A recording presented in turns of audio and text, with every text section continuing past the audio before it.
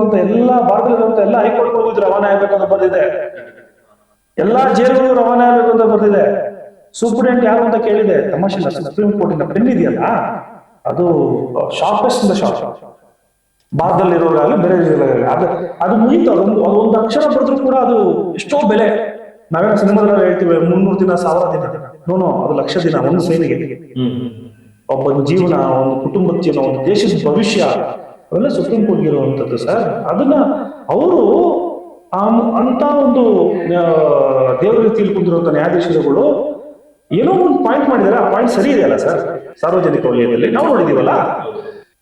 Supreme court ಏನೋ ಮಾತಾಡ್ಬೇಕು ನಮ್ಗೆ, ಅದು ದೊಡ್ಡ ಮಾತಾಡಲ್ಲ.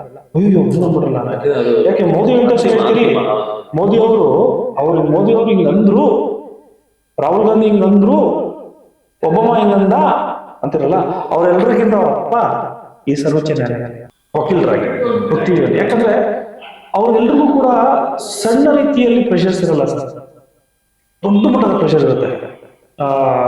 ಏನ್ ಓದ್ಬೇಕು, ಏನ್ ತಿಳ್ಕೊಬೇಕು, ಎಲ್ಲಿ ನೋಡ್ಬೇಕು, ಏನ್ ಮಾಡ್ಬೇಕು ಅನ್ನೋದು ಅವ್ರು ಒಳ್ಳೇದಾಗಲಿ, ಮನಸ್ಪೂರ್ವಕವಾಗಿ ಅವ್ರು ಒಳ್ಳೇದಾಗಲಿ. ಆದ್ರೆ ಅವ್ರಿಗೆ ಯಾವುದೇ ಬಾಗ್ಲು ಕೂಡ ಈಗಿಲ್ಲ ಸುಪ್ರೀಂ ಕೋರ್ಟ್ ನಲ್ಲಿ. ಆ ಭಾಗ್ಯವೇ ಇಲ್ಲ, ಯಾಕಂದ್ರೆ ಸುಪ್ರೀಂ ಕೋರ್ಟ್ ಕ್ಯಾನ್ಸಲ್ ಮಾಡ್ಬಿಟ್ಟಿದೆ. ಸರಿ ಇಲ್ಲ ಇದು ಅಂತ. ಮತ್ತೆ ಹೆಂಗ ಮತ್ತೆ ಅದು ಟ್ರಯಲ್ ಕಂಡಕ್ಟ್ ಮಾಡ್ಬೇಕಾಗುತ್ತೆ. ಟ್ರಯಲ್ ಸ್ಟಾರ್ಟ್ ಆಗಿದೆ ಈಗಾಗಲೇ ಬಂದು ಮನೆ ಕೂಡ ಬಂದು ಹೋದ್ರು. ಹಾಯ್ ಹಲೋ ನಮಸ್ಕಾರ, ನಾನು ನಿಮ್ಮ ಮಿಸ್ಟರ್ ಮಧು ಮಾತಾಡ್ತಿರೋದು. ಸೊ ನಿಮ್ಗೆ ಗೊತ್ತಿರ್ಬೋದು ಏನೆಲ್ಲ ಆಯ್ತು ನೆನ್ನೆ ಇನ್ಸಿಡೆಂಟ್ ಅಂತ. ಅಂದ್ರೆ ಒಂದು ಐತಿಹಾಸಿಕ ತೀರ್ಪು ಅಂತ ಹೇಳಿದ್ರೆ ತಪ್ಪಾಗಲಾರದು. ಒಂದು ವರ್ಗದ ಜನಕ್ಕೆ ತುಂಬಾ ಒಂದು ಒಳ್ಳೆಯ ತೀರ್ಪು, ಬಟ್ ಇನ್ನೊಂದು ವರ್ಗದ ಜನಕ್ಕೆ ಒಂಥರ ಕರಾಳ ದಿನ. ಯಾಕಂದ್ರೆ ನಟ ದರ್ಶನ್ ಅವರ ಮತ್ತೆ ಕಸ್ಟಡಿಗೆ ತಗೊಂಡ್ರು, ಬೇಲ್ ಕ್ಯಾನ್ಸಲ್ ಆಗಿ ಕಸ್ಟಡಿಗೆ ತಗೊಂಡ್ರು. ಸೊ ಇನ್ನ ಮುಂದಿನ ಹಾದಿ ಹೇಗಿರುತ್ತೆ, ಕಾನೂನು ಪ್ರಕ್ರಿಯೆ ಹೇಗಿರುತ್ತೆ ಅನ್ನೋದನ್ನ ನಮ್ ಜೊತೆ ಅಡ್ವೊಕೇಟ್ ಲೋಹಿತ್ ಸರ್ ಇದ್ದಾರೆ, ಅವ್ರ ಜೊತೆ ಮಾತಾಡೋಣ. ಸರ್ ನಮಸ್ಕಾರ. ನಮಸ್ಕಾರ ಸರ್. ನೆಕ್ಸ್ಟ್ ಇವಾಗ ಆಲ್ರೆಡಿ ಬೇಲ್ ಕೊಟ್ಟಿದ್ರು, ಬೇಲ್ ಕ್ಯಾನ್ಸಲ್ ಆಯ್ತು, ಒಂದಿಷ್ಟು ನಿಯಮಗಳೊಂದಿಗೆ ಅವ್ರನ್ನ ಮತ್ತೆ ಕಸ್ಟಡಿಗೆ ತಗೊಂಡ್ರು. ನೆಕ್ಸ್ಟ್ ಅವ್ರಿಗಾದ್ರೂ ಬೇಲ್ ತಗೋಬೇಕು ಅಂತಂದ್ರೆ ಏನ್ ಪ್ರೊಸೆಸ್ ಇದೆ, ಯಾವ ರೀತಿ ಕಾನೂನು ಪ್ರಕ್ರಿಯೆ ಮುಂದುವರಿಯುತ್ತೆ? ಈಗ ಚಾರ್ಜ್ ಶೀಟ್ ಆದ್ಮೇಲೆ ಒಂದು ಬೇಲ್ ಅನ್ನ ತಗೊಂಡಿದ್ದಾರೆ. ಚಾರ್ಜ್ ಶೀಟ್ ಆದ್ಮೇಲೆ ಎಲ್ಲಿ ಹೈಕೋರ್ಟ್, ಡಿಸ್ಟ್ರಿಕ್ಟ್ ಕೋರ್ಟ್ ಅಲ್ಲಿ ರಿಜೆಕ್ಟ್ ಆಗುತ್ತೆ. ಸುಪ್ರೀಂ ಕೋರ್ಟ್ ಕ್ಯಾನ್ಸಲ್ ಮಾಡೋದು ಯಾವ ಬೇಲ್ನ? ಹೈಕೋರ್ಟ್ ಕೊಟ್ಟಿರುವಂತ ಬೇಲ್ನ ವಜಾ ಮಾಡಿದೆ, ಕ್ಯಾನ್ಸಲ್ ಮಾಡಿದೆ. ಹಾಗಾದ್ರೆ ಈಗ ಹೈಕೋರ್ಟ್ ಮತ್ತೆ ಯಾವ್ದು ಅವಕಾಶ ಇಲ್ಲ ಬೇಲ್ ಅಪ್ಲಿಕೇಶನ್ಸ್ ಎಂಟರ್ಟೈನ್ ಮಾಡ್ಬೇಕು. ಅಕಸ್ಮಾತ್ ಏನಾದ್ರು ಜಡ್ಜ್ಮೆಂಟ್ ನಾನು ಓದಿಲ್ಲ, ನೀವು ಓದಿಲ್ಲ, ಮತ್ತೆ ಪರಿಗಣಿಸಿ ಅಂತ ಸುಪ್ರೀಂ ಕೋರ್ಟ್ ಏನಾದ್ರು ಬರ್ದಿದ್ರೆ then it is a option, ನಿಮಗೆಲ್ಲ ಆಪ್ಷನ್ ಇರುತ್ತೆ. ಅಥವಾ ನೀವೇನು ಅದನ್ನ ಬರ್ದಿಲ್ಲ ಅಂದ್ರೆ ಇದು ಸುಪ್ರೀಂ ಕೋರ್ಟ್ಗೆ ಜುರಿಸ್ಡಿಕ್ಷನ್ ಹೋಗುತ್ತೆ. ನೀವು ಹೇಳಿ, ಸುಪ್ರೀಂ ಕೋರ್ಟೇ ಹೈಕೋರ್ಟ್ ಕೊಟ್ಟಿರುವಂತ ಬೇಲ್ ಸರಿ ಇಲ್ಲ ಅಂತ ವಜಾ ಮಾಡಿದ್ಮೇಲೆ ಸುಪ್ರೀಂ ಕೋರ್ಟ್ ಮತ್ತೆ ಬೇಲ್ ಕೊಡುತ್ತಾ? ಇದು ಕಾಮನ್ ಸೆನ್ಸ್. ಇವಾಗ ಕಾನೂನು ಎಲ್ಲಿ ಬೇಕಾದ್ರೂ ಫೈಲ್ ಮಾಡ್ಬೋದು. ರಿಸಲ್ಟ್ ಬಗ್ಗೆ ಹೇಳ್ತಾ ಇದ್ದೀನಿ ನಾನು. ಸೊ ನನ್ನ ಅನಿಸಿಕೆಯ ಪ್ರಕಾರ ಕೇಸ್ ನಿರ್ಧಾರ ಆಗೋವರೆಗೂ ಕೂಡ ದರ್ಶನ್ ಅವರ ಹೊರಗಡೆ ಬರೋ ಅಂತ ಸೌಭಾಗ್ಯ ಖಂಡಿತವಾಗ್ಲೂ ಇಲ್ಲ. ಈ ರೈಲು ಗೀಲೆಲ್ಲ ಮುಗಿದೋಯ್ತು ಅಂತ ಅನ್ಕೊಳ್ಳೋದು ಒಳ್ಳೇದು ಅನ್ನೋದು ನನ್ನ ಅಭಿಪ್ರಾಯ. ಅಂದ್ರೆ ಏನ್ ಟ್ರಯಲ್ಸ್ ಇದೀವಿ, ಟ್ರಯಲ್ ಸ್ಟಾರ್ಟ್ ಆಗುತ್ತೆ. ಸುಪ್ರೀಂ ಕೋರ್ಟ್ ಅಲ್ಲೇ ಹೇಳಿದೆ, ತ್ವರಿತ ರೀತಿಯಲ್ಲಿ ತಾವು ಬೇಗ ಬೇಗ ಎವಿಡೆನ್ಸ್ ಮುಗಿಸಿ ಅಂತ ಹೇಳಿದೆ. ಬೇಗ ಬೇಗ ಬೇಗ ಬೇಗ ಎವಿಡೆನ್ಸ್ ಮುಗಿಸಿ ಅಂತಲೂ ಕೂಡ ಆದೇಶ ಮಾಡಿದೆ. ಇವರು ಆಚರಣೆ ಇದ್ದಷ್ಟು ಕೂಡ ಸಾಕ್ಷಿ ನಾಶ ಮಾಡುವಂತ ಬಲಿಷ್ಠರು ಅಂತಲೂ ಕೂಡ ರೆಕಗ್ನೈಸ್ ಮಾಡಿದೆ, ಪಾಯಿಂಟ್ ಮಾಡಿದೆ, ನೋಟಿಸ್ ಮಾಡಿದೆ. ಅದನ್ನೆಲ್ಲಾನು ಸಾಕ್ಷಿ ನಾಶ ಅಂದ್ರೆ ಯಾವಾಗ? ಸಾಕ್ಷಿಗಳು ಕೋರ್ಟಿಗೆ ಬಂದು ಹೋಗೋವರೆಗೂ ಕೂಡ ಸಾಕ್ಷಿ ನಾಶ. ಹಾಗಾದ್ರೆ ಸಾಕ್ಷಿಗಳೆಲ್ಲ ಇವಾಗ ಕೋರ್ಟಿಗೆ ಬರಕ್ ಸ್ಟಾರ್ಟ್ ಆಗ್ತಾರೆ, ಚಾರ್ಜ್ ಆಗುತ್ತೆ ಕೇಸು. ಸೊ ಅಲ್ಲಿವರೆಗೂ ಕೂಡ ಯಾವುದೇ ರೀತಿಯಾದ ನಾನು ಹೇಳ್ತಾರೆ ಸತ್ಯ, ನನಗೆ ಯಾರು ಪರ ವಿರೋಧ ಏನೂ ಇಲ್ಲ. ಬೇಲಿನ ಭಾಗ್ಯ ಖಂಡಿತವಾಗ್ಲೂ ಇಲ್ಲ, ಯಾಕಂದ್ರೆ ಸುಪ್ರೀಂ ಕೋರ್ಟೇ ಮಾಡಿರೋದಲ್ವಾ. ನನ್ನ ಒಂದು ಅನಿಸಿಕೆಯಲ್ಲಿ ಬೇರೆ ಒಂದು ಅಕ್ಯೂಸ್ಡ್ 7, 12 ಅವ್ರಿಗೇನಾದ್ರೂ ಒಂದು ಭಾಗ್ಯ ಇರ್ಬೋದು. ಬಟ್ ಅಕ್ಯೂಸ್ ನಂಬರ್ 1, 10, 2, 3 ಎಲ್ಲ ತುಂಬಾ ಕಷ್ಟ ಇದೆ. ಮತ್ತೆ ಇದೇನು ಆಶ್ಚರ್ಯ ಸಂಗತಿ ಅಲ್ಲ, ಎಷ್ಟೋ ಕೊಲೆ ಪ್ರಕರಣಗಳಲ್ಲಿ ನಾವು ಟ್ರಯಲ್ ಮಾಡಿರ್ತೀವಲ್ಲ ಸರ್, ಎಷ್ಟೋ ಪ್ರಕರಣಗಳಲ್ಲಿ ಒಂದು ಕೋರ್ಟ್ ಮಾಡಬಲ್ಲೆ. ಟೋನಿ ಮತ್ತೆ ಸೂರ್ಯ ಕೊಲೆ ಪ್ರಕರಣದಲ್ಲೂ ಅಷ್ಟೇ, ಪೆದ್ಗುಂಡ ಆ ಒಂದು ತಂಡದಲ್ಲೂ ಕೂಡ ಯಾವುದೇ ರೀತಿಯಾದ ಬೇಲ್ ಸಿಗ್ಲಿಲ್ಲ. ಕೊನೆ ಕೇಸ್ ಮುಗಿಯೋರು ಕೇಸ್ನ ಮುಗಿಸ್ಕೊಂಡು ಆಚೆ ಬರತ್ತ, ಅದನ್ನ ಆ ಭಾಷೆಯಲ್ಲಿ ಹೇಳ್ತಾರೆ, ಕೇಸ್ ಮುಗಿಸ್ಕೊಂಡು ಆಚೆ ಹೋಗ್ಬಿಡಿ ಅಂತಾರೆ, ನಿಮ್ದು ಏನಿದೆ ಮುಗಿಸ್ಕೊಂಡು ಹೋಗ್ಬಿಡಿ ಅಂತ. ಸೊ ಆ ರೀತಿಯಾದ ಒಂದು ಸಿಚುವೇಶನ್ ಇಲ್ಲಿ ಬಂದಿದೆ. ಅದು ಬಿಟ್ಟು ಬೇಲ್ ಗೀಲ್ ಅನ್ನುವಂಥದ್ದು ಬಹಳ ಕಷ್ಟವಾದ ವಿಷಯ. ಸುಪ್ರೀಂ ಕೋರ್ಟ್ ನೋಡಿರುವಂತ ಒಂದೊಂದು ಮಾತು ತಾವು ನೋಡ್ಬೇಕು ಸರ್. ಹೇಳಿರುವಂತದ್ದು ಅದು ವಿದ್ಯಾವಂತರಿಗಾಗ್ಲಿ ಅಥವಾ ಓದುವಂತವ್ರಿಗಾಗ್ಲಿ ಅಥವಾ ಅರ್ಥ ಮಾಡ್ಕೊಳ್ಳೋರ್ಗಾಗ್ಲಿ ಚಿಂತಕರಿಗಾಗ್ಲಿ ಲ್ಯಾಂಡ್ ಮಾರ್ಕ್ ಜಡ್ಜ್ಮೆಂಟ್. ಅಂದ್ರೆ ಇಡೀ ಒಂದು ಕರ್ನಾಟಕದಲ್ಲಿ, ಇಂಡಿಯಾದಲ್ಲಿ ಇರುವಂತ ಭಾರತದಲ್ಲಿರುವಂತ ಎಲ್ಲಾ ಹೈಕೋರ್ಟ್ಗಳಿಗೂ ಇದು ರವಾನೆ ಆಗ್ಬೇಕು ಅಂತ ಬರ್ದಿದೆ. ಎಲ್ಲಾ ಜೈಲ್ಗಳಿಗೂ ರವಾನೆ ಆಗ್ಬೇಕು ಅಂತ ಬರ್ದಿದೆ. ಸೂಪರಿಂಟೆಂಡೆಂಟ್ ಯಾರು ಅಂತ ಕೇಳಿದೆ, ತಮಾಷೆ ಇಲ್ಲ, ಸುಪ್ರೀಂ ಕೋರ್ಟಿನ ಪೆನ್ ಇದೆಯಲ್ಲ ಅದು ಶಾರ್ಪೆಸ್ಟ್ ಇಂದ ಶಾರ್ಪ್. ಭಾರತದಲ್ಲಿರೋರಾಗಲಿ ಬೇರೆ ದೇಶದಲ್ಲಾಗಲಿ ಅದು ಮುಗೀತು. ಅದೊಂದು ಅಕ್ಷರ ಬರೆದ್ರು ಕೂಡ ಅದು ಎಷ್ಟೋ ಬೆಲೆ. ನಾವೇನೋ ಸಿನಿಮಾದಲ್ಲ ಹೇಳ್ತೀವಿ 300 ದಿನ 1000 ದಿನ. ನೋನೋ, ಅದು ಲಕ್ಷ ದಿನ ಒಂದು ಸೈನಿಗೆ. ಒಬ್ಬನ ಜೀವನ, ಒಂದು ಕುಟುಂಬದ ಜೀವನ, ಒಂದು ದೇಶದ ಭವಿಷ್ಯ, ಅವೆಲ್ಲ ಸುಪ್ರೀಂ ಕೋರ್ಟ್ ಇರುವಂತದ್ದು ಸರ್. ಅದನ್ನ ಅವರು ಅಂತ ಒಂದು ದೇವ್ರ ರೀತಿಯಲ್ಲಿ ಕುಂತಿರುವಂತ ನ್ಯಾಯಾಧೀಶರುಗಳು ಏನೋ ಒಂದು ಪಾಯಿಂಟ್ ಮಾಡಿದ್ದಾರೆ. ಆ ಪಾಯಿಂಟ್ ಸರಿ ಇದೆಯಲ್ಲ ಸರ್, ಸಾರ್ವಜನಿಕ ವಲಯದಲ್ಲಿ ನಾವು ನೋಡಿದೀವಲ್ಲ. ಈಗ ನೀವ್ ಹೇಳಿ, ಇವಾಗ ನಾನ್ ನಿಮ್ಮ ಒಂದು ಇಂಟರ್ವ್ಯೂ ತಗೊಂತೀನಿ ಅಂತ ಅನ್ಕೊಳ್ಳಿ. ದರ್ಶನ್ ಅವರು ನನಗೆ ಆಪರೇಷನ್ ಆಗಿಲ್ಲ ಅಂದ್ರೆ ಏನೋ ಸ್ಟ್ರೋಕ್ ಹೊಡೆದೋಗುತ್ತೆ, ಗಂಡಸನ ಕಳ್ಕೊಂಡ್ಬಿಡ್ತೀವಿ, ನನ್ಗೆ ಅರ್ಜೆಂಟಾಗಿ ಆಚೆ ಕಡೆ ಹೋಗ್ಬೇಕು ಅಂತ ಹೇಳಿದಾಗ ಕರ್ನಾಟಕದ ಒಂದು ಸರ್ವೋಚ್ಚ ನ್ಯಾಯಾಲಯ ಹೌದೇನಪ್ಪ, ಸರಿ ಆಯ್ತು, ನೀವು ಫಸ್ಟ್ ಆಪರೇಷನ್ ಮಾಡಿಸ್ಕೊಳ್ಳಿ, ಸರಿ ಆಗೋ, ಅದು ಮುಖ್ಯ, ನೀನ್ ಇಲ್ಲೇ ಇರೋನು ಅಂತ ಹೇಳಿ ನಿಮ್ಮನ್ನ ಹೊರಗಡೆ ಬಂದ್ಮೇಲೆ ಆಪರೇಷನ್ ಎಲ್ಲೋಯ್ತು ಸರ್? ಹಂಗಂದ್ರೆ ಅದು ನಡಿಯಕ್ಕೆ ಆಗದಿರೋರು, ಕುಂದಕ್ಕೆ ಆಗದಿರೋರು, ಬಾತ್ರೂಮ್ಗೆ ಹೋಗಿರೋರು ಶೂಟಿಂಗ್ ಹೆಂಗ್ ಸರ್ ಮಾಡಕ್ಕಾಗತ್ತೆ? ಅಲ್ಲ, ನಾನು ಹೇಳ್ತಿಲ್ಲ, ಸಾರ್ವಜನಿಕ ಕೇಳ್ತಿದ್ದಾರೆ, ನೀವು ಉತ್ತರ ಹೇಳಿ ಇದಕ್ಕೆ ಹೆಂಗಾಗುತ್ತೆ ಅಲ್ವಾ? ಆಮೇಲೆ ನೆಕ್ಸ್ಟ್ ಫಾರಿನ್ ಹೋಗಿ ಶೂಟಿಂಗ್ ಅಂತೆ, ಡ್ಯಾನ್ಸ್ ಅಂತೆ. ಸೊ ಇವೆಲ್ಲವೂ ಕೂಡ ನಾಟಕ ಅಂತ ಹೇಳಿದಾಗ ಅದ್ ಯಾರ ಮುಂದೆ ಮಾಡ್ತಿದ್ದೀರಿ ಸರ್? ಜನರಿಗೇನೋ ಸಿನಿಮಾದಲ್ಲಿ ಬಿಸಾಕ್ತಿರಿ, ನಾವು ತಗೊಂತೀವಿ. ನೀವು ಮಾಡೋದೆಲ್ಲ ಒಂದೊಂದು 25 ಸಲ ಟೇಕೆ, ಕೈ ಎತ್ತಕ್ಕೊಂದು 3 ಸಲ ತಗೊಂತೀರಿ, ಕಾಲು ಉಂಗನಕ್ ಅಂತ ಹೇಳ್ತೀರಿ. ಯಾರೋ ಅಂಧ ಭಕ್ತರುಗಳೆಲ್ಲ ಅದಕ್ಕೆ ಪಾಪ ಏನೋ ಮಾಡ್ಲಿ, ಅದು ಅವ್ರ ಅಭಿಮಾನಿಗಳು.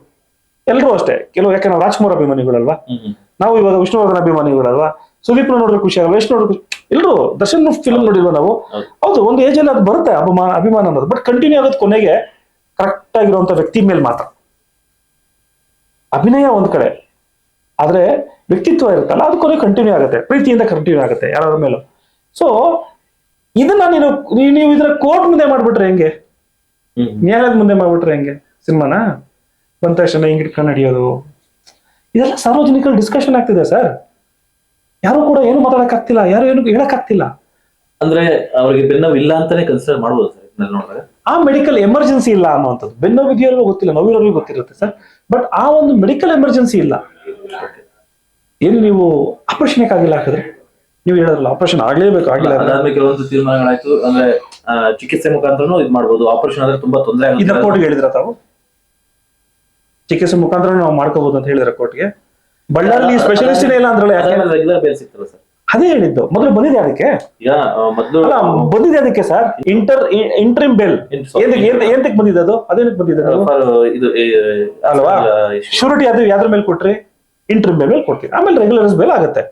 ನೀವು ರೆಗ್ಯುಲರ್ ಬಗ್ಗೆ ಮಾತಾಡಕ್ ಹೋಗ್ಬಿಟ್ಟು ನೀವೇನಾದ್ರೂ ಇಂಟ್ರಿಮ್ ಬೇಲ್ ಆಗದಿರ ಹಾಗೆ 8 ತಿಂಗಳು 9 ತಿಂಗಳು ಆದ್ಮೇಲೆ ರೆಗ್ಯುಲರ್ ಬೇಲ್ ಆಗಿದ್ರೆ ಇದು ಸುಪ್ರೀಂ ಕೋರ್ಟ್ ತನಕ ಹೋಗ್ತಾನೆ ಇರಲಿಲ್ಲ ಸರ್. ಸೊ ಇದು ತುಂಬಾ ದೊಡ್ಡ ತಪ್ಪಾಗಿದೆ ಅವ್ರ ಕಡೆಯಿಂದ. ಖಂಡಿತವಾಗ್ಲು ಸರ್. ಏನಂದ್ರೆ ನೀವು ಸಮಾಜಕ್ಕೆ ಮಣ್ಣರ್ಚಕ್ ಆಗಲ್ಲ, ನ್ಯಾಯಾಲಯಕ್ಕೆ ತಾವು ಏನೋ ಒಂದು ಮಾಡಕ್ ಆಗಲ್ಲ. ಇದು ಎಲ್ರ ಕಣ್ಣು ಕೊಲೆ ಪ್ರಕರಣದಲ್ಲಿ ಇಂಟ್ರಿಮ್ ಬೇಲ್ ತಗೊಂಡ್ ಬರ್ತಾನೆ ಸರ್. ಅಲ್ಲಿ ಹಾರ್ಟ್ ಅಟ್ಯಾಕ್ ಆದವನೇ ಅಲ್ಲೆಲ್ಲೋ ಅಡ್ಮಿಷನ್ ಆಗಿರ್ತಾನೆ ವಿಕ್ಟೋರಿಯಾ ಹಾಸ್ಪಿಟಲ್ ಅಲ್ಲಿ. ಶುಗರ್ ಬಂದು ಡಯಾಬಿಟಿಕ್ ಬಂದವನು ಬಿದ್ದಿರೋನು ಕೂಡ ನಮ್ಗೆ ಬೇಲ್ ಸಿಗಲ್ಲ. ಕ್ಯಾನ್ಸರ್ ಬಂದಿರೋನು ಟ್ರೀಟ್ಮೆಂಟ್ ಅಲ್ಲೇ ಆಗುತ್ತೆ. ಅರ್ಥ ಮಾಡ್ಕೊಳ್ಳಿ, ಹಿಂಗಿದೆ. ಅಂದ್ರೆ ಸೊಂಟ ನೋವು ಬಂದಿರೋರಿಗೆ ಆಪರೇಷನ್ ಒಪಿನಿಯನ್ ಮಾಡ್ಕೊಟ್ಟ ತಕ್ಷಣ ಕೊಲೆ ಕೇಸಲ್ಲಿ ಬೇಲ್ ಆಗುತ್ತೆ ಅಂದ್ರೆ ನಾಳೆ ಎಲ್ರಿಗೂ ಸೊಂಟ ನೋವು ಬರುತ್ತೆ ತಗೊಳ್ಳಿ. ಸೊ ಸಿಸ್ಟಮ್ ಚೇಂಜ್ ಆಗುತ್ತೆ. ನಾನು ಹೇಳ್ತಿರೋದು ತಪ್ಪೇನಿಲ್ಲ, ಅವ್ರು ಮಾಡಿದ ತಪ್ಪು ಇವ್ರು ಮಾಡಿದ ಸರಿ ನಾನು ಹೇಳ್ತಾ ಇಲ್ಲ. ಇದು ವಿಷಯ. ಇದನ್ನ ನನಗೆ ಎಷ್ಟೋ ಜನ ಫೋನ್ ಮಾಡೋರು, ಏನ್ ಸರ್ ದರ್ಶನ್ ಅಂತ ದೊಡ್ಡ ಕೇಸಲ್ಲೇ 6 ತಿಂಗಳು ಬೇಲ್ ತಗೊಂಡ್ಬಿಟ್ರು, ನೀವು ನಮ್ಗೆ ಮಾಡಕ್ಕೆ ಆಗ್ತಿಲ್ವಲ್ಲ ಸರ್? ಯಾರು ನಾವು ಒಬ್ಬರೇ ಅಲ್ಲ, ಎಲ್ಲ ಲಾಯರ್ಗಳು ಕೇಳುವಂಥದ್ದು, ಎಲ್ಲರೂ ಈ ಪ್ರಶ್ನೆ ಇತ್ತು. ಸೊ ಎಲ್ಲೋ ಒಂದ್ ಕಡೆ ಏನೋ ಒಂದು ತಪ್ಪುಗಳು ಆಗ್ಬಿಟ್ಟಿದಾವ. ನಾನು ಹೈಕೋರ್ಟ್ ಮಾಡಿದ ತಪ್ಪು ನಾನ್ ಮಾಡಲ್ಲ ಅಂತ ಸುಪ್ರೀಂ ಕೋರ್ಟ್ ಹೇಳಿದೆಯಲ್ಲ ಸರ್. ನಾವು ಒಬ್ಬ ವಕೀಲನಾಗಿ ಅಥವಾ ವಕೀಲ ಆಗಿಲ್ಲಾದ್ರೂ ಕೂಡ ಸಮಾಜದಲ್ಲಿ ಒಬ್ಬ ಒಳ್ಳೆ ಸಿಟಿಸನ್ ಆದಾಗ ಸುಪ್ರೀಂ ಕೋರ್ಟ್ ಏನೋ ಮಾತಾಡ್ರು ಕೂಡ ನಮ್ಗೆ ಅದು ದೊಡ್ಡ ಮಾತದಲ್ಲ. ಅಯ್ಯೋ ಹಿಂಗಂದ್ಬಿಡ್ರಲ್ಲ ಅಂತ. ಯಾಕೆ ಮೋದಿ ಹೇಳ್ತಾ ಹೇಳ್ತೀರಿ, ಮೋದಿ ಅವರು ಹಿಂಗಂದ್ರು, ರಾಹುಲ್ ಗಾಂಧಿ ಹಿಂಗಂದ್ರು, ಒಬಾಮ ಹಿಂಗಂದ ಅಂತಿರಲ್ಲ, ಅವ್ರೆಲ್ರಿಗಿಂತ ಅವ್ರಪ್ಪ ಈ ಸರ್ವೋಚ್ಚ ನ್ಯಾಯಾಲಯ. ಯಾಕಂದ್ರೆ ಇವ್ರಿಗೇನು ತೊಂದರೆ ಆದ್ರೂ ಹೋಗದೆ ಅವ್ರ ಕಾನೂನು ಮುಂದೆ. ಸೊ ಅಂತವ್ರು ಒಂದು ಮಾತನ್ನ ಹೇಳ್ತಾ ಇದ್ರೆ ನೀವು ಅರ್ಥ ಮಾಡ್ಕೊಳ್ಳಿ, ಹೈಕೋರ್ಟ್ ಮಾಡಿದ ತಪ್ಪು ನಾನು ಮಾಡಲ್ಲ, ನಾವು ಮಾಡಲ್ಲ. ಸೂಪರಿಂಟೆಂಡೆಂಟ್ ಯಾರು? ಇಡೀ ದೇಶದಲ್ಲಿ ಏನ್ ನಡೀತಾ ಇದೆ ಅಂತ ಕೇಳಿದೆ ಪ್ರಶ್ನೆ. ಸೊ ಹಾಗಾಗಿ ಐತಿಹಾಸಿಕ ತೀರ್ಪು ಅಂತ ಹೇಳ್ಬೋದು. ಐತಿಹಾಸಿಕ ಅಂದ್ರೆ ಸಮಾಜವನ್ನ ತಿದ್ದುವಂತ ತೀರ್ಪು ಸರ್. ಯಾರು ಜೈಲ್ಗೆ ಹೋಗ್ತಾನೋ ಅವನು ಆತ ಪರಿವರ್ತನೆಯಾಗಿ ಆಚೆ ಬರ್ಬೇಕು. ಇಲ್ಲಿ ಪರಿವರ್ತನೆ ಆಗ್ತಿಲ್ಲ, ಪರಿಣಿತನಾಗಿ ಆಚೆ ಬರ್ತಾ ಇದ್ದಾನೆ. ಆ ಒಂದು ಸಿಸ್ಟಮ್ ನಾವು ಕ್ರಿಯೇಟ್ ಮಾಡೋದು. ನಾವು ಅಂದ್ರೆ ಯಾರು? ಸಮಾಜದಲ್ಲಿ ಇರುವಂತಹ ಪೊಲೀಸರುಗಳು ಜೈಲಿನಲ್ಲಿ ಇರುವಂತ ಆರಕ್ಷಕರು ಅಂತ ಹೇಳ್ತಾರಲ್ಲ ಅವರು, ಅಲ್ಲಿ ಕೆಲಸ ಮಾಡುವಂತವ್ರು, ಅವ್ರಿಗೆ ಏನ್ ಬೇಕು ಸುಖ ಸಂತೋಷವನ್ನು ಎಲ್ಲವನ್ನು ಕೂಡ ಹಣಕ್ಕಾಗಿ ಮಾರ್ಕೊಳ್ಳುವಂಥದ್ದು. ಕೊಡ್ಲಿ, ಆಯ್ತು, ಹ್ಯೂಮನ್ ರೈಟ್ಸ್ ಇದಾವೆ, ಲಿಬರ್ಟಿ ಕೊಡೋಣ, ಪರಿವರ್ತನೆ ಮಾಡ್ಬೇಕು. ಇವಾಗ ಒಬ್ಬ ಒಳ್ಳೆ ಸ್ಟ್ರಿಕ್ಟ್ ಮೇಸ್ಟ್ ಇರ್ಬೇಕು, ಅವನು ಒಳ್ಳೆಯವನಾಗಿರ್ಬೇಕು. ಸ್ಟ್ರಿಕ್ಟ್ ಆಗಿರೋದಷ್ಟೇ ಕೆಟ್ಟವನಲ್ಲ, ಅವನು ಒಳ್ಳೆಯವನೇ. ಅವನ ಉದ್ದೇಶ ನಮ್ಮ ಒಳ್ಳೇದಕ್ಕೇನೆ ಇರುತ್ತೆ, ಕನ್ವರ್ಟ್ ಮಾಡೋ ತರ ಇರ್ಬೇಕು ಅದು. ನಮ್ಮ ಒಳ್ಳೇದಕ್ಕೆ ಇರುತ್ತೆ. ನಾವು ಆತ ಕೆಟ್ಟವನು ಅಂತ ಹೇಳಕ್ಕಾಗಲ್ಲ ಸರ್. ಅವ್ರು ಒಳ್ಳೆಯವನು, ಬಟ್ ಸ್ಟ್ರಿಕ್ಟ್ ಆಗಿದ್ದಾನೆ. ಅವ್ನು ಯಾಕೆ ಆತರ ಇದ್ದಾರೆ ಅವ್ರು ಇದ್ದಾರೆ ಅಂದ್ರೆ ನನ್ನ ಒಂದು ತಿದ್ದಕ್ಕಿದ್ದಾರೆ. ಆ ತಿದ್ದೋ ಪರಿಸ್ಥಿತಿ ಇವತ್ತು ಕರ್ನಾಟಕದ ಹೊರಪ್ನಗ್ರಹಾರದಲ್ಲಾಗ್ಲಿ ಯಾವುದೇ ಜಿಲ್ಲೆಯಲ್ಲಿ ಇಲ್ಲ ಅನ್ನೋಂಥದ್ದನ್ನ ಇವತ್ತು ಸುಪ್ರೀಂ ಕೋರ್ಟ್ ತೋರಿಸಿದೆ. ಇದಕ್ಕಿಂತ ನಮ್ಗೆ ಅವಮಾನ ಬೇಡ ಸ್ವಾಮಿ, ಇದಕ್ಕಿಂತ ದೊಡ್ಡ ಅವಮಾನ ಬೇಡ ಅನ್ನೋದು ನನ್ನ ಅಭಿಪ್ರಾಯ ಸರ್. ಓಕೆ ಸರ್, ಇವಾಗ ನೆಕ್ಸ್ಟ್ ಅಂದ್ರೆ ಇವಾಗ ಒಳ್ಳೇದು, ಒಂದು ಸುಪ್ರೀಂ ಕೋರ್ಟ್ ತೀರ್ಪನ್ನ ಪ್ರತಿಯೊಬ್ಬರು ಶ್ಲಾಘನೀಯ, ಮತ್ತೆ ಇಡೀ ಬೇರೆ ರಾಜ್ಯಗಳು ಸಹ ಅದನ್ನ ನೋಡೋ ತರ ಇದೆ. ಅಂದ್ರೆ ಬೇರೆ ಹೈಕೋರ್ಟ್ಗಳೆಲ್ಲ ರವಾನೆ ಆಗಿರೋ ವಿಚಾರದಲ್ಲಿ ಅಂದ್ರೆ ಈ ಒಬ್ಬ ಆರೋಪಿ ಸ್ಥಾನದಲ್ಲಿ ಅಂದ್ರೆ ಡಿಫೆನ್ಸ್ ಲಾಯರ್ ಆಗಿ, ಅಂದ್ರೆ ಬೇರೆ ಡಿಫೆನ್ಸ್ ಲಾಯರ್ ಯಾವ್ಯಾವೆಲ್ಲ ಮಾರ್ಗ ಇದೆ ಅವ್ರನ್ನ ಹೊರಗಡೆ ತರೋದಕ್ಕೆ, ಮತ್ತೆ ಟ್ರಯಲ್ಸ್ ಎಲ್ಲ ಏನೆಲ್ಲ ಆಗ್ಬೋದು, ಎಷ್ಟು ದಿನದಲ್ಲಿ ಮುಗಿಬಹುದು? ಈಗ ಡಿಫೆನ್ಸ್ ಲಾಯರ್ಗಳು ನನ್ನ ಸ್ನೇಹಿತರೆ ಎಲ್ಲರೂ, ನನ್ನ ಆತ್ಮೀಯಗಳೆಲ್ಲ ಜೊತೆ ಓಡಾಡುವಂಥವ್ರು. ಇವತ್ತು ನಮ್ಮ ಸುನಿಲ್ ಆಗಿರ್ಬೋದು, ಇವರೆಲ್ಲ ಪಾಪ ಅವರ ಪರಿಶ್ರಮವನ್ನ ನೋಡ್ತಾ ಇದ್ದೀನಿ. ತುಂಬಾ ತುಂಬಾ ದೊಡ್ಡ ಪರಿಶ್ರಮಗಳನ್ನ ಆಗ್ತಾ ಇದ್ದಾರೆ ವಕೀಲರಾಗಿ, ವೃತ್ತಿಯಲ್ಲಿ. ಯಾಕಂದ್ರೆ ಅವ್ರಿಗೆಲ್ರಿಗೂ ಕೂಡ ಸಣ್ಣ ರೀತಿಯಲ್ಲಿ ಪ್ರೆಷರ್ಸ್ ಇರಲ್ಲ ಸರ್, ದೊಡ್ಡ ಮಟ್ಟದ ಪ್ರೆಷರ್ ಇರುತ್ತೆ. ಏನ್ ಓದ್ಬೇಕು, ಏನ್ ತಿಳ್ಕೊಬೇಕು, ಎಲ್ಲಿ ನೋಡ್ಬೇಕು, ಏನ್ ಮಾಡ್ಬೇಕು ಅನ್ನೋವಂಥದ್ದು. ಅವ್ರು ಒಳ್ಳೇದಾಗ್ಲಿ, ಮನಸ್ಪೂರ್ವಕವಾಗಿ ಹೇಳ್ತೀವಿ, ಅವ್ರು ಒಳ್ಳೇದಾಗ್ಲಿ. ಆದ್ರೆ ಅವ್ರಿಗೆ ಯಾವುದೇ ಬಾಗ್ಲು ಕೂಡ ಈಗಿಲ್ಲ ಸುಪ್ರೀಂ ಕೋರ್ಟ್ ನಲ್ಲಿ. ಆ ಭಾಗ್ಯವೇ ಇಲ್ಲ. ಯಾಕಂದ್ರೆ ಸುಪ್ರೀಂ ಕೋರ್ಟ್ ಕ್ಯಾನ್ಸಲ್ ಮಾಡ್ಬಿಟ್ಟಿದೆ. ಸರಿ ಇಲ್ಲ ಇದು ಅಂತ. ಮತ್ತೆ ಹೆಂಗದ್ ಮತ್ತೆ ಅದು ಟ್ರಯಲ್ ಕಂಡಕ್ಟ್ ಮಾಡ್ಬೇಕಾಗತ್ತೆ. ಟ್ರಯಲ್ ಸ್ಟಾರ್ಟ್ ಆಗಿದೆ ಈಗಾಗಲೇ ಬಂದು ಮನೆ ಕೂಡ ಬಂದು ಹೋದ್ರು. ಈಗ ಇನ್ನೇನ್ ಮತ್ತೆ ನಾಳೆ ನಾಡಿದ್ರಲ್ಲಿ ಮತ್ತೆ ಒಂದು ಡೇಟ್ ಇದೆ, ಏನೋ 21 ಅಂತ ಡೇಟ್ ಇದೆ ಅಂತಂದ್ರೆ ಚಾರ್ಜ್ ಆಗ್ಬಿಡ್ಬೋದು ಕೇಸು. ಸಾಕ್ಷಿಗಳೆಲ್ಲ ಕೋರ್ಟ್ಗೆ ಬಂದ್ಬಿಡ್ಬೋದು. ನಾವು ಕೇಸ್ ಪ್ರಕರಣ ಬಂದಾಗ ಕೇಸ್ನಲ್ಲಿ ಮೋಟಿವ್ ಮತ್ತೆ ಇಂಟೆನ್ಷನ್, ಉದ್ದೇಶ ಪೂರ್ವಕವಾಗಿ ಕೊಲೆ ಮಾಡ್ದ ಅಥವಾ ಉದ್ದೇಶ ಇರ್ಲಿಲ್ವಾ, ಅದೊಂದು. ನಿನಗೆ ಇಂಟೆನ್ಷನ್ ಇತ್ತ ಅಂದ್ರೆ ಕೊಲೆ ಮಾಡ್ಬೇಕು ಅನ್ನೋಂಥದ್ದು ಸಂಪೂರ್ಣವಾಗಿ ತಲೆಲಿತ್ತ. ಮತ್ತೆ ಸರ್ಕಮ್ಸ್ಟೆನ್ಸ್ ಎವಿಡೆನ್ಸ್ ಅಂದ್ರೆ ಸಾಂದರ್ಭಿಕ ಸಾಕ್ಷಿಗಳು ಎಲ್ಲವೂ ಕೂಡ ಅಟ್ರಾಕ್ಟ್ ಆಗ್ತಾವ. ಇವೆಲ್ಲವನ್ನು ಕೂಡ ಅಂದ್ರೆ ಇವೆಲ್ಲವೂ ಕೂಡ ಡಿಫೆನ್ಸ್ ಮಾಡುವಂತ ರೀತಿ ಡಿಫೆನ್ಸ್ ಲಾಯರ್ ಆಗಿರ್ಬೇಕು ಈಗ ನೆಕ್ಸ್ಟ್ ಇರುವಂತ ಕಾರ್ಯಕ್ರಮಗಳು. ಇವೆಲ್ಲವೂ ಕೂಡ ಇಲ್ಲ ಮೋಟಿವ್ ಇರಲಿಲ್ಲ, ಇಂಟೆನ್ಷನ್ ಇರಲಿಲ್ಲ, ಯಾವುದೇ ರೀತಿಯಾದ ಸರ್ಕಮ್ಸ್ಟೆನ್ಸ್ ಅಲ್ಲಿ ಬಂದಿರಲಿಲ್ಲ. ಈ ಮೂರು ಬಿಟ್ರೆ ಇನ್ಯಾವ್ದ್ರ ಮೇಲೆ ಜಡ್ಜ್ಮೆಂಟ್ ಆಗಲ್ಲ. ಇನ್ನೊಂದು ಯಾವ್ದು ಅಂದ್ರೆ ಟೆಕ್ನಿಕಲ್ ಎವಿಡೆನ್ಸ್ಗಳು. ಇದರಲ್ಲಿ ಯಾರು ಕೂಡ ಐ ವಿಟ್ನೆಸ್ ಯಾರು ಇಲ್ಲ, ಮತ್ತೆ ಯಾರು ಕೂಡ ಅಪ್ರೂವರ್ ಒಬ್ರು ಆಗಿದ್ದಾರೆ ಅನ್ನೋಂಥ ಒಂದು ಮಾತಿದೆ. ಅಪ್ರೂವರ್ ಆಗಿದ್ದಾರೆ. ಆ ಅಪ್ರೂವರ್ಗಳು ಯಾರು, ಅವ್ರ ಸಾಕ್ಷಿಗಳು ಏನ್ ಹಿಡಿದು ಬಿಡ್ತಾರೋ, ಮತ್ತೆ AEEಗಳು, ಎಗಳು, ಗೌರ್ಮೆಂಟ್ ಅಧಿಕಾರಿಗಳು ಮಾಸ್ಟರ್ ವಿಟ್ನೆಸ್ಗಳು ಆಗಿರ್ತಾರೆ. ಬಾಡಿಯನ್ನ ಆ ತಿಪ್ಪೇಲಿ ಸಿಗುತ್ತಲ್ಲ ಅಲ್ಲಿ ಬಂದು ಗೌರ್ಮೆಂಟ್ ಅಫಿಷಿಯಲ್ಸ್ಗಳು ಅವರು ಇದಾಗಿರ್ತಾರೆ, ಸಾಕ್ಷಿಗಳನ್ನ ಬರೆದಿರ್ತಾರೆ. ಅವರೆಲ್ಲವೂ ಕೂಡ ಏನ್ ನುಡಿತಾರೆ ಅನ್ನುವಂಥದ್ದು ಹೇಳ್ಬೇಕಾಗತ್ತೆ. ಸೊ ಹಾಗಾಗಿ ಇವೆಲ್ಲವೂ ಕೂಡ ಇಂಪಾರ್ಟೆಂಟ್.